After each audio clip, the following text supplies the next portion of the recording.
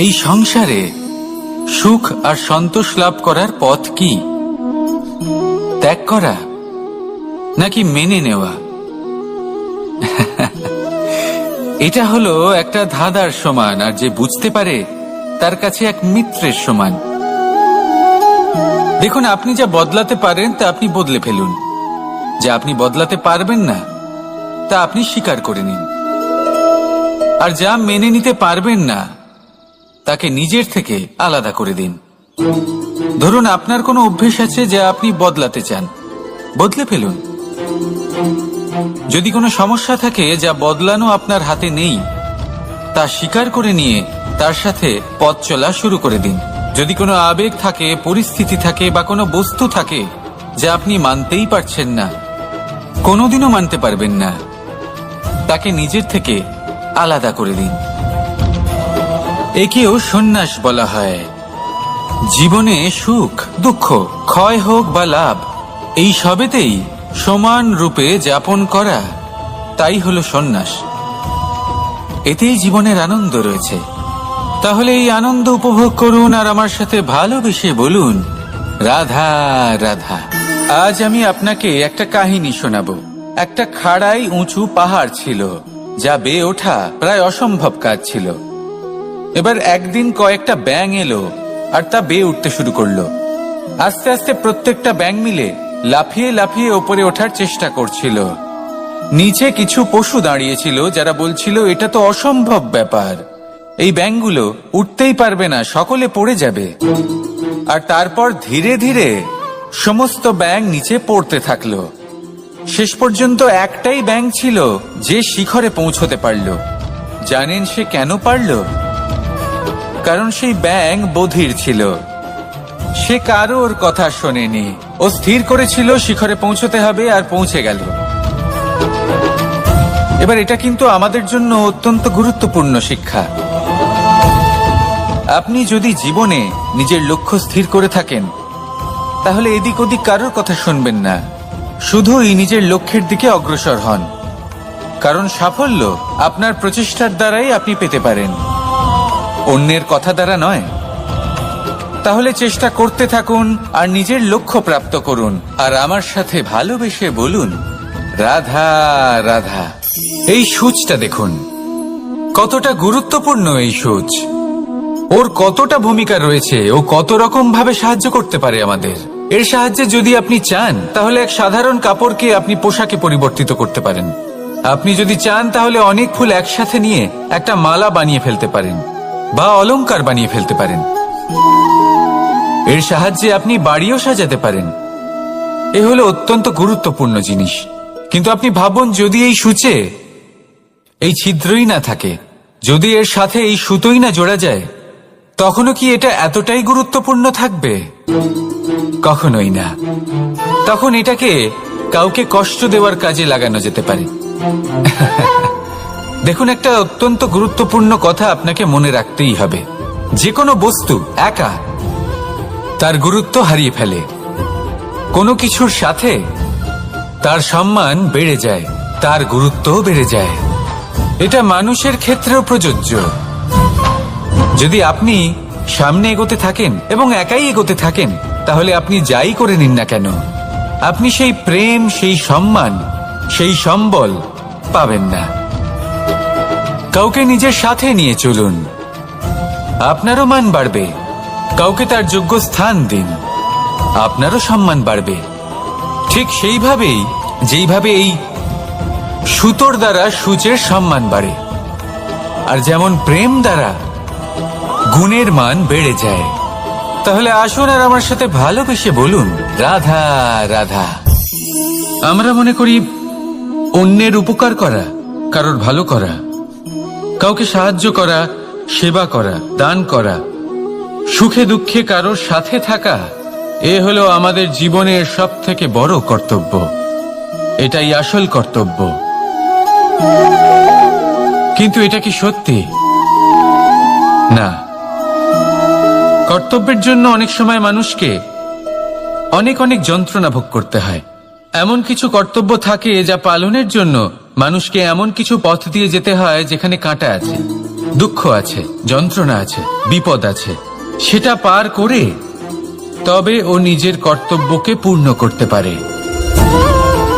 অন্যের উপকার, ভালো কাজ করা, কাউকে সাহায্য করা, দান করা, সেবা করা, সুখে দুঃখে সঙ্গ দেওয়া, এটা কর্তব্য নয়, এটা হলো আনন্দ।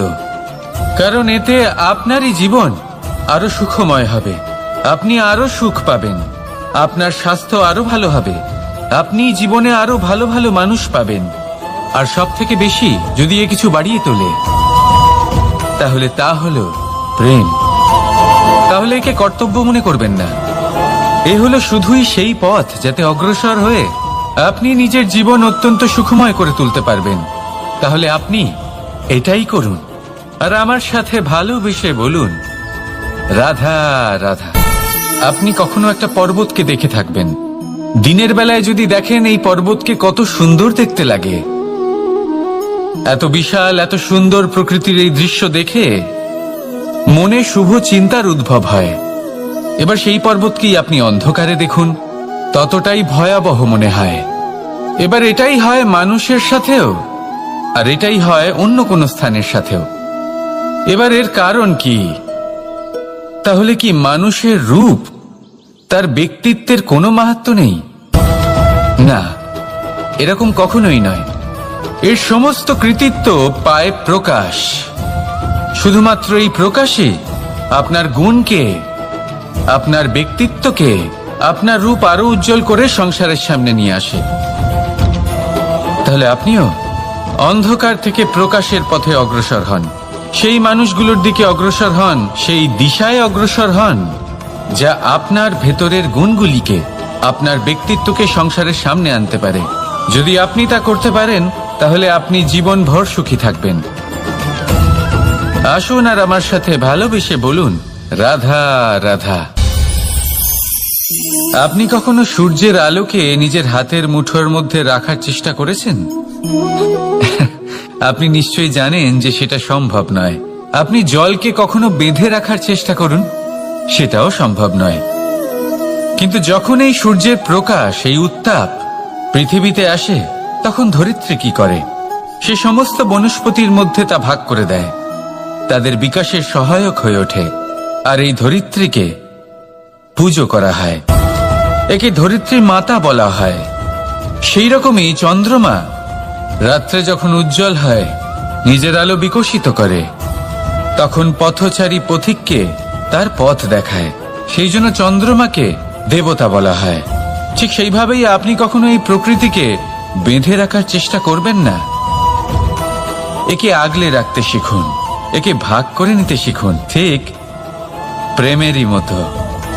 এই প্রেমকে কখনো নিজের হাতের মুঠোয় আবদ্ধ করার চেষ্টা করবেন না, বরং একে মন খুলে ভাগ করে নিতে শিখুন। এটা যদি আপনি শিখে নিতে পারেন, তাহলে নিজেকেও প্রসন্ন রাখতে শিখে যাবেন, অন্যদেরও প্রসন্ন রাখতে শিখে যাবেন। আসুন আর আমার সাথে ভালোবেসে বলুন, রাধা রাধা। দুঃখ কি, ভয় কি, এদের কিছুটা এইভাবে ভাবা যেতে পারে।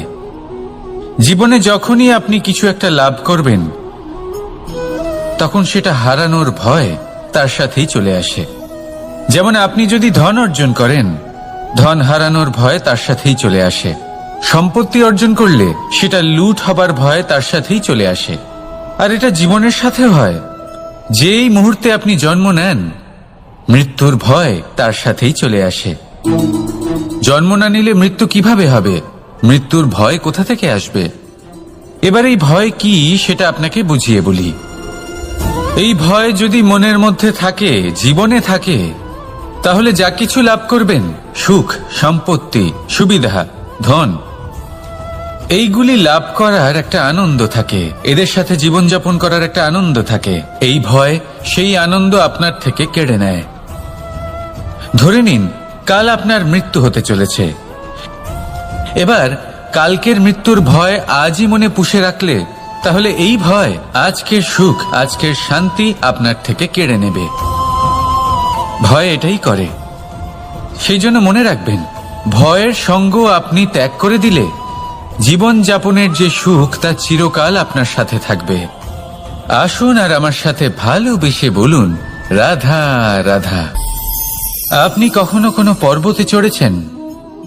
কথায় আছে, যখন আমরা পর্বত আরোহণ করি, ওপরে ওঠার সময় দুর্ঘটনার সম্ভাবনা কিছুটা কমে যায়।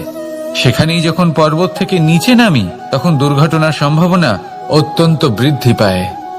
অর্থাৎ নামার সময় আমাদের আরো ভারসাম্য বজায় রাখতে হয়, আরো সাবধানে থাকতে হয়, অর্থাৎ বিবেককে জাগিয়ে রাখতে হয়। এবার জীবনেও সাফল্যের পর্বত আরোহণের সাথে এটাই হয়। যখন আমরা সাফল্যের পর্বত আরোহণ করতে থাকি, তখন এমনি আমাদের লক্ষ্য আমাদের গন্তব্যের দিকে থাকে। আমরা নিরন্তর পরিশ্রম করি, চেষ্টা করতে থাকি, আমাদের মধ্যে সেই উৎসাহ থাকে, সেই সাহস থাকে। কিন্তু একটা কথা সত্যি, সমস্ত আরোহণের পরে অবরোহণ থাকে। আর এই অবরোহণই থাকে যেখানে বেশিরভাগ মানুষ নিজের ভারসাম্য বজায় রাখতে পারেন না, আর সেখানেই ভেঙে পড়েন। তাই জীবনে যদি সাফল্যের শিখরে পৌঁছতে চান, তাহলে আপনাকে নিরন্তর প্রয়াস করতে হবে, সংঘর্ষ করতে হবে, পরিশ্রম করতে হবে, আর নিজের লক্ষ্যের দিকে একাগ্রতা কেন্দ্রীভূত করতে হবে। তাহলে আপনি নিজের লক্ষ্য অবশ্যই পাবেন। কিন্তু যখন অবরোহণের সময় আসবে, যা নিশ্চিত রূপে আসবেই, তখন আপনাকে সংঘর্ষ করতেই হবে, ধৈর্য ধরতেই হবে, সাবধানে থাকতেই হবে, ভারসাম্য বজায় রাখতেই হবে। এটা হলো অত্যন্ত আবশ্যক, কারণ পরবর্তী সাফল্যের শিখরে আপনাকে পৌঁছতেই হবে, আর তার জন্য আপনাকে সুরক্ষিতভাবে অবরোহণ করতেই হবে। ঠিক কিনা? আসুন আর আমার সাথে ভালোবেসে বলুন, রাধা রাধা। প্রসন্নতা এমন এক অনুভূতি যা আমরা সকলে পেতে চাই। এবার এটা ভেবে দেখুন যে আমরা আমাদের প্রসন্নতার জন্য অন্য কাউকে দায়ী কেন করি। আজও এরকম কিছু করেছে, ওর জন্য আমি দুঃখী হয়ে আছি। আজও এমন কিছু করলো যার ফলে আমার মন প্রসন্ন হয়ে উঠল। না, আপনাকে স্পষ্ট করে একটা কথা বলে দিই, আপনার প্রসন্নতা না শুধু আপনার নির্বাচন, না শুধু আপনার হাতে রয়েছে, বরং আপনি নিজের প্রসন্নতাকে নিজেই আকৃষ্ট করেন। এই ফুলগুলিকে দেখুন, এই ফুল এর সুগন্ধ ছড়ায়, আর এই ফুল নিজের দিকে কীট পতঙ্গদের আকৃষ্ট করে। এবার দেখুন, কীট পতঙ্গ কাদের আকৃষ্ট করে? গিরগিটি বা ব্যাঙ, এরকম কিছু প্রাণীদের। এবার এই যে ফুল, কীট পতঙ্গের জন্য এই যে ফুল, তার বিকাশ হয়, এ আরো প্রস্ফুটিত হয়, ওর বংশ আরো বৃদ্ধি পায়। তাই এর তাৎপর্য হলো সহজ, ফুল উচিত ব্যক্তিকে নিজের দিকে আকৃষ্ট করে। এবার কীট পতঙ্গের কথা বললে তারা কাদের আকৃষ্ট করে? তাদেরই, যারা তাদেরই শিকার করবে, খাদ্যরূপে গ্রহণ করবে। এবার কাকে আপনি নিজের দিকে আকৃষ্ট করতে চান, তার নির্বাচন আপনারই। আপনি কি প্রসন্নতাকে নিজের দিকে আকৃষ্ট করতে চান, নাকি অপ্রসন্নতাকে করতে চান, তার নির্বাচন আপনারই। আপনি জীবনে যা কিছু পাবেন, সুখ দুঃখ, আশা নিরাশা, প্রসন্নতা অপ্রসন্নতা, সবই হলো আপনারই নির্বাচনের পরিণাম। তাহলে সঠিক নির্বাচন করুন, আর আমার সাথে ভালোবেসে বলুন, রাধা রাধা। ঘূর্ণিঝড়, যখন এই ঘূর্ণিঝড় আসে, তখন প্রচন্ড বেগে হাওয়া বয়ে চলে।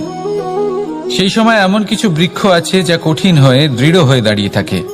সেই গাছ যা 10 বছর ধরে বা সহস্র বছর ধরে দাঁড়িয়ে থাকে, তাদেরকে আপনি খুব সহজে নাড়াতে পারবেন না। কিন্তু ঘূর্ণিঝড়, এর প্রভাব এতটাই তীব্র হয়, এর হাওয়াতে এতটাই প্রবল শক্তি থাকে যে এই বৃক্ষগুলিকে উচ্ছেদ করে, সেই বৃক্ষ নষ্ট হয়ে যায়। এবার এমন কিছু বৃক্ষ থাকে যাদের কাণ্ড নমনীয় হয়, খুবই নরম হয়। সেই জন্য যখন জোরে বাতাস বয়, কোনো ঘূর্ণিঝড় আসে, তখন এই বৃক্ষগুলি ঝুঁকে যায়।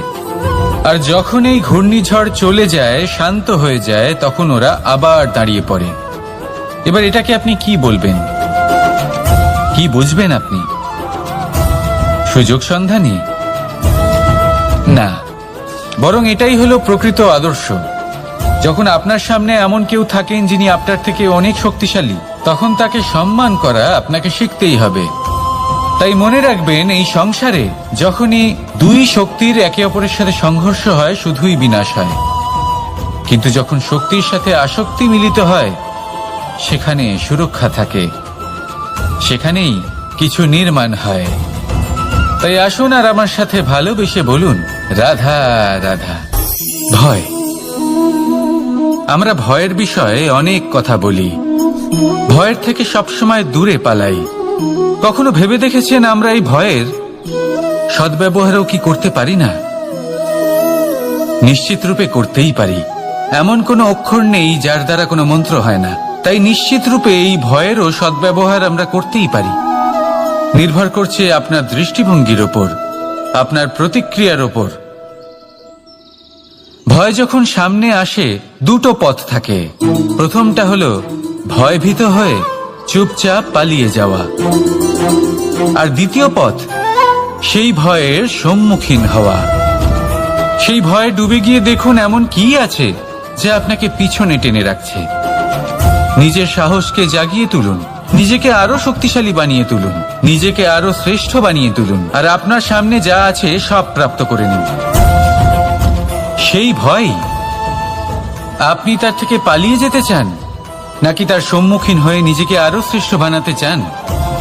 সেই চয়ন আপনারই, প্রতিক্রিয়া আপনারই, দৃষ্টিভঙ্গি আপনারই। আসুন আর আমার সাথে ভালোবেসে বলুন, রাধা রাধা। কখনো কোনো বনে আপনি আগুন লাগতে দেখেছেন? এমন ভয়ানক আগুন লাগতে পারে সমস্ত বন জ্বালিয়ে দিতে পারে। সেখানে যে বনস্পতি পাওয়া যায়, সেখান থেকে যে ঔষধি পাওয়া যায়, সবকিছু নষ্ট হয়ে যায়। যে পশু পাখি পাওয়া যায় বেশিরভাগই নিজের প্রাণ হারিয়ে ফেলে, আর যারা বাকি থাকেন তারা নির্বাসিত হন। কিন্তু কখনো ভেবে দেখেছেন এই বনে আগুন লাগে কি করে? ছোট ছোট শুকনো পাতার কারণে, শুকনো ডালের কারণে, সেইগুলো যেগুলো কখনো গাছের অংশ ছিল। সবসময় মনে রাখবেন, গাছ আমরা কুড়ুল দিয়ে কেটে থাকি, কিন্তু গাছ কখনো কুড়ুলের ডগা দিয়ে কাটা যায় না। বরং এই যে হাতলটা আছে, তাতে যে শক্তি লুকিয়ে রয়েছে, এই শক্তির দ্বারা গাছ কাটা হয়। এবার বলুন, এই যে হাতল, এ কি দিয়ে তৈরি হয়? স্বয়ং গাছের দ্বারাই। এর থেকে আপনি কি শিক্ষা পেলেন? যদি কেউ আপনজন হন, যে আপনার কোনো দরকারে লাগছেন, সেই কারণে তাকে নিজের থেকে দূরে করবেন না। যদি তার সাহায্যের প্রয়োজন হয় তাহলে তাকে সাহায্য করুন, যদি তার সঙ্গের প্রয়োজন হয় তাহলে তাকে সঙ্গ দিন। নিঃস্বার্থভাবে আপনজনদের বিকাশের পথে নিয়ে যান। নিজের স্বার্থ অনুসারে আপনজনদের নিজের জীবনে রাখবেন না। আসুন আর আমার সাথে ভালোবেসে বলুন, রাধা রাধা। জীবনে লক্ষ্য লাভ কি করে করতে হয়? কেউ বলবে বন্ধুদের সাহায্যে, কেউ বলবে প্রেমের সাহায্যে, কেউ বলবে নিরন্তর চেষ্টা করলে, কেউ বলবেন পরিশ্রম করলে, কেউ বলবেন ঈশ্বরের আশীর্বাদে, ইত্যাদি ইত্যাদি। আমি আপনাকে বুঝিয়ে বলি, এই যেমন ত্রিলোক আছে, অর্থাৎ 3 লোক আছে, যাকে সঞ্চালন করে ত্রিদেব বা 3 জন দেবতা। সেইভাবে নিজের লক্ষ্যে পৌঁছানোর জন্য 3টি ভাবের প্রয়োজন পড়ে। প্রথম ভাব হলো স্বপ্ন দেখা। আপনি যদি স্বপ্ন দেখতে শুরু না করেন তাহলে সেখানে পৌঁছতেই পারবেন না। তারপর আপনাকে দৃঢ় সংকল্প নিয়ে সেই পথ যেমনই হোক তাতে চলতে হবে। এ হলো দ্বিতীয় ভাব, দৃঢ় সংকল্প। আর তৃতীয় ভাব হলো সেই লক্ষ্যের যাত্রা পূর্ণ করার জন্য প্রতিবদ্ধ হওয়া।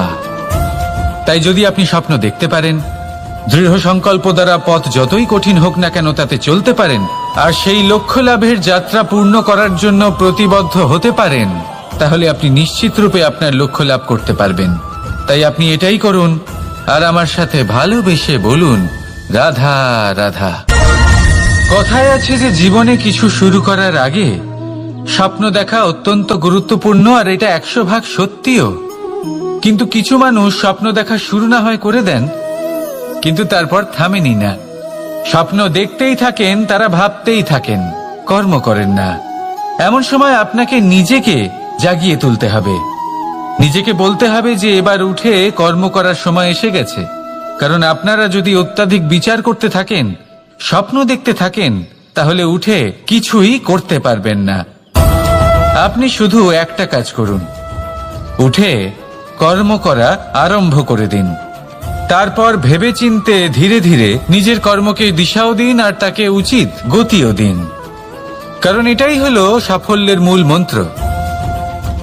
না শুধু কর্ম করুন না ভাবনা চিন্তা করে, আর না শুধু ভাবুন কর্ম না করে। সাফল্যের মূল মন্ত্র হলো এর ভারসাম্যে। তাহলে এটাই করুন, সাফল্যকে লাভ করুন, আর আমার সাথে ভালোবেসে বলুন রাধা রাধা। সূর্যের মনে হয় যে তার থেকে বেশি তেজস্বী আর উজ্জ্বল কেউ নেই, তাই তার এই অহংকার ভঙ্গ করার জন্য মেঘ চলে আসে। তারপর এই মেঘের অহংকার বেড়ে যায় যে তার থেকে বেশি ঘন আর কেউ নেই। তারপরে বাতাসের একটা প্রবল দমক আসে আর মেঘেদের ছিন্ন ভিন্ন করে দিয়ে চলে যায়। তখন বায়ুর অহংকার বেড়ে যায়, আরো ভাবে যে তার থেকে বেশি শক্তিশালী আর কেউ নেই। এই দমকা বাতাস যখন বিশাল এক পর্বতের সাথে ধাক্কা খায়, তখন সেই বাতাসের অহংকারও চূর্ণ বিচূর্ণ হয়ে যায়। তারপরে পর্বত ভাবে যে তার থেকে বেশি স্থির আর শক্তিশালী আর কেউ নেই।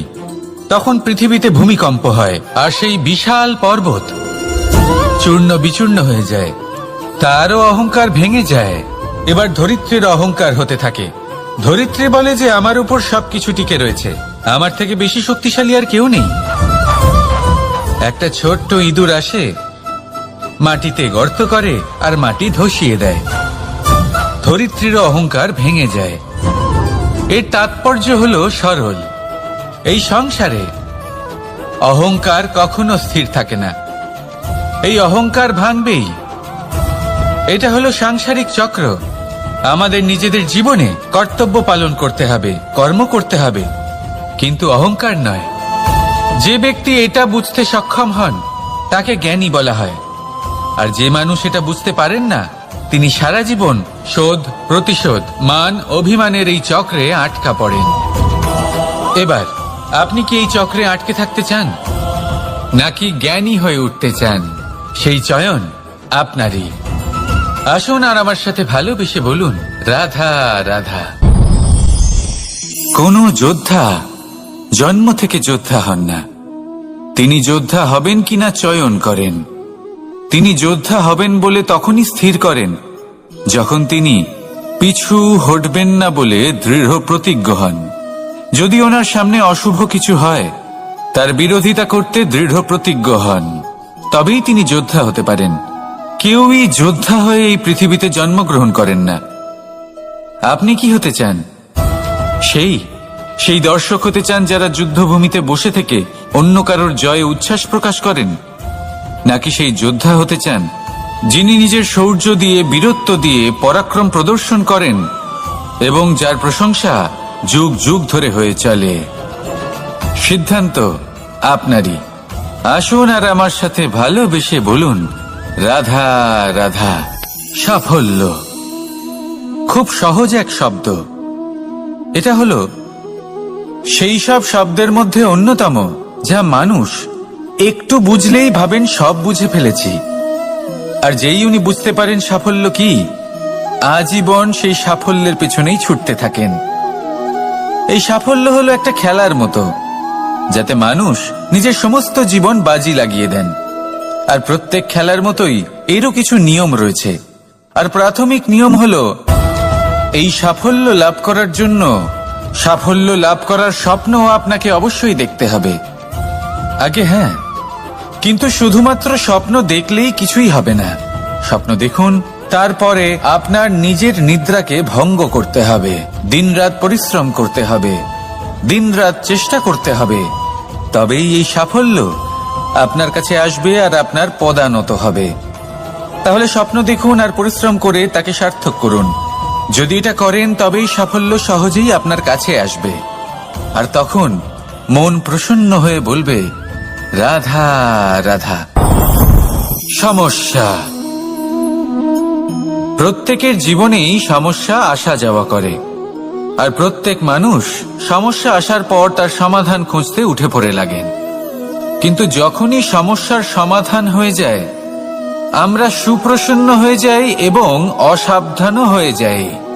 আমাদের মনে হয় যে আমরা সম্পূর্ণরূপে সমস্যার অন্ত করেছি, কিন্তু কোথাও না কোথাও একটা ছোট্ট বীজ রয়েই যায়, আর সেই বীজ আমাদের অসাবধানতার ছত্রছায়ায় বড় হতে থাকে, আর তারপর মহা সংকট হয়ে আবার আমাদের উপর আক্রমণ করে। এই সংকট যে কোনো রূপে আসতে পারে, কোনো শত্রুর রূপেও আসতে পারে, বা কোনো মহামারীর রূপেও আসতে পারে। সেই জন্য সবসময় সাবধান থাকাই উচিত, কারণ অসাবধান হলে কি হয়, আমাদের সুরক্ষা চক্রে একটা ছেদ উৎপন্ন হয়, আর আমাদের শেষ করতে পারে এমন এক বাণ সেই ছেদ বিন্দু হয়ে আমাদের হৃদয়ে প্রবেশ করতে পারে। তাই যে কোনো সমস্যার সমাধান করুন, জয়ী হন, উৎসবও পালন করুন, কিন্তু সাবধানে থাকবেন। আসুন আর আমার সাথে ভালোবেসে বলুন, রাধা রাধা। আমাদের জীবনে দুই ধরনের সম্পত্তি হয়ে থাকে, এক হলো ভৌতিক সম্পত্তি, এক হলো জৈবিক সম্পত্তি। অর্থ, সম্পদ, সুবিধে, খাদ্য, এইসব ভৌতিক সম্পত্তির মধ্যে পড়ে। ব্যক্তি, মিত্র, পরিবার, আমাদের আপনজন, আত্মীয় স্বজন সব জৈবিক শ্রেণীতে পড়ে। আর প্রত্যেক মানুষের পক্ষে এই বিভাজন বোঝা অত্যন্ত আবশ্যক, কারণ মূলত আমাদের ব্যবহার দুই রকমের হয়ে থাকে। হয় আমরা ভালোবাসি বা আমরা সদ্ব্যবহার করি। আর সব থেকে বড় ভুল আমরা তখন করি যখন আমরা বুঝতেই পারি না যে ভালোবাসবো কাকে আর ব্যবহার করব কাকে। আমরা ভৌতিক সম্পত্তি ভালোবেসে ফেলি আর ব্যবহার করি জৈবিক সম্পত্তিকে, যেখানে এটা অনুচিত। জৈবিক সম্পত্তিকে ভালোবাসুন আর ভৌতিক সম্পত্তিকে ব্যবহার করুন। যেদিন আপনার মধ্যে এই বোধ জাগ্রত হবে যে কাকে ভালোবাসবেন আর কাকে ব্যবহার করবেন, সেই দিন আপনার জীবনে শুধুই শান্তি বিরাজমান হবে। আর তখন এই মন প্রসন্ন হয়ে বলবে, রাধা রাধা।